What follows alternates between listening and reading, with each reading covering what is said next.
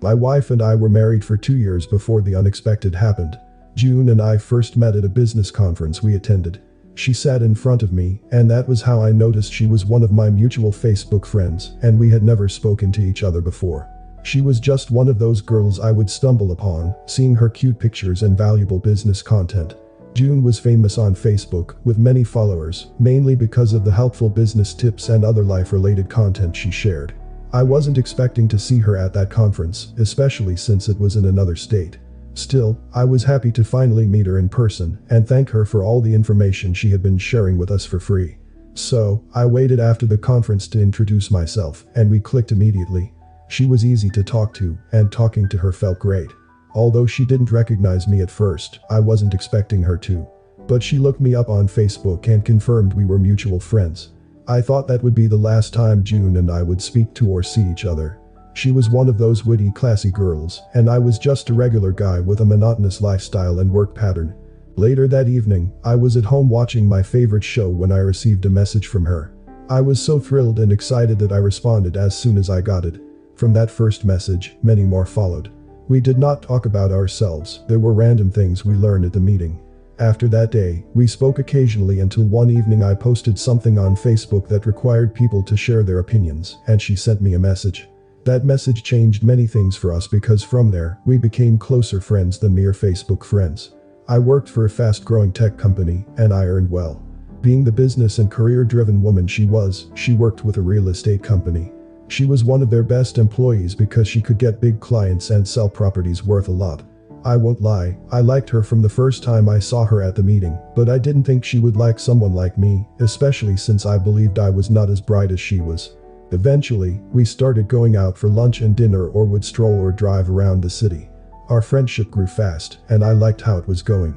Aside from being witty, June was gorgeous. She was average height, perfect for me, and she checked out every point on my girlfriend's material list. Even before I asked her out, I was spoiling her with things I bought her. Chocolates, gifts, flowers, and the little things that could make a woman happy. After we had gained each other's trust and love, I popped the question down the line, and she said yes. That was one of my happy moments.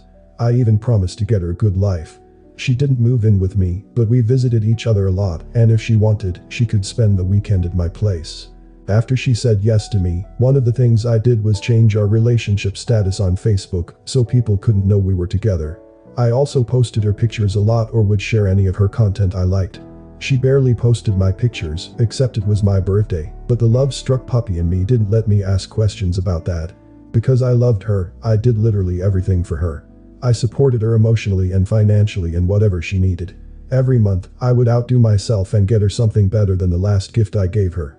I took her shopping, bought her the things she loved, and spent quality time with her. I loved June so much and could not stop thinking about her even as we dated.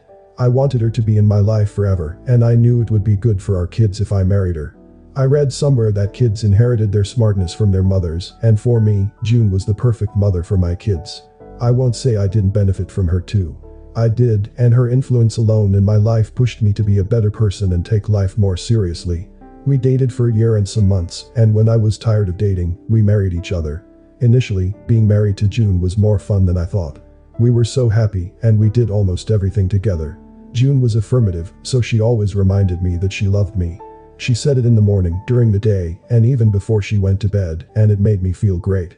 We weren't kids lovers, so we didn't talk about children until we felt ready. June was a hard worker, and if there was anyone who could convince you to do something you didn't want to do, it was June. She was very good at persuasion, and I learned that from her. The first year of our marriage was full of fun. Our intimacy life was hot. We loved getting intimate and didn't mind doing it many times a week. As time passed, I no longer had to go to the office and started working from home. This was a year after Kieran happened, and working from home became allowed in my organization. I don't know why, but my friends believed Chun and I would not last. They said we were two different people and didn't think June would settle with a man like me. It hurt to hear that from my close friends, but I believed they were jealous that I ended up with someone as famous and intelligent as June. I really wanted to prove them wrong, but sadly they were right. One day, June came home and told me about a big client her company had assigned her to. The man was super rich, and she was going to sell him a big property, but it would take time because he required a lot of follow-ups, traveling to meet with him, and all. I didn't have an issue with that because it was her work. I was very happy for her because I knew the kind of raise she would get from a client like that, and I even encouraged her to do her best. A few weeks after June told me about this client, I noticed many changes in our marriage. She was always on her phone and could stay on a call for hours. I knew part of it was business because I could hear her conversations, but I didn't like how distant we had become. She also traveled a lot and barely spent time with me. If the weekend came, she would dress up early in the morning, and the next time I'd see her would be at night. This continued for weeks, and when I confronted her about it, asking her to make time for me, she said I was being insensitive. She says she never interrupted me when I worked on my projects, so I had no right to ask her to cut down on her work. It was our first big argument, and she went days without talking to me. Around the same time, our intimacy life was non-existent. She barely allowed me to touch her, and we moved from doing it multiple times a week to nothing at all. She was always busy, tired, or not in the mood. I know I was the one who encouraged her to close a deal with her client, but I ended up regretting it. At one point, I was forced to look up her client on Facebook, and I found out he was as popular as she was. I even saw some of her long comments on his posts, and one of them included, "Thank you for dinner the other night." It struck a chord because, aside from being extremely busy, I didn't remember the last time June ate at home or cooked something. Whenever I called her to ask if I should make dinner for two, she told me she had already eaten. I could tell that there was something off with her and her new client because she had worked with other big clients in the past, and it was never like that. She didn't spend the entire evening talking to them on the phone or depriving me of her wifely duties. I didn't want to check her phone, so she wouldn't know I suspected something. Instead, I hired a private investigator to follow her. A few days later, I got the news that broke my heart. June was having an affair with her big client, and I was devastated. Although I wanted it to be false, all the signs pointed to that. So much had changed about her, even how she talked to me, and I knew something was wrong. After I found out, she came home that evening and continued her cold attitude toward me. She noticed I was also cold, but she didn't bother to ask what was wrong. She didn't know the private investigator was still tailing her, and I planned to expose her. 2 days later, my pi followed them to a motel, and he told me to come to the location immediately after they entered. He got their room number, and I arrived at the motel a few minutes later. We went to their door, knocked on it, and the client answered. I forced my way in, and I found her already naked in bed, and it looked like I interrupted something. When she saw me, she started yelling at me and the pi, and didn't even show remorse for what she had done. I took out my phone and recorded them, then told her not to step in at my house again.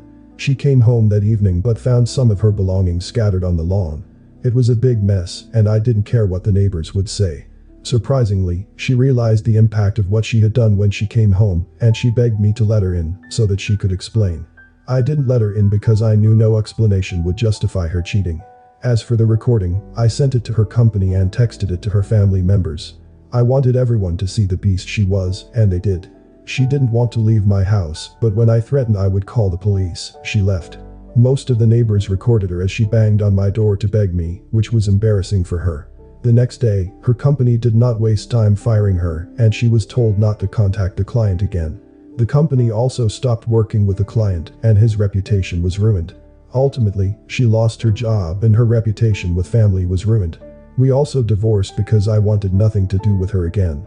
Funnily enough, she kept coming to bed, but it was over between us. Her family was also disappointed in her that they wanted nothing to do with her. It was a very painful experience, and I have moved on but not remarried. I'm unsure I will, but let's see how life goes.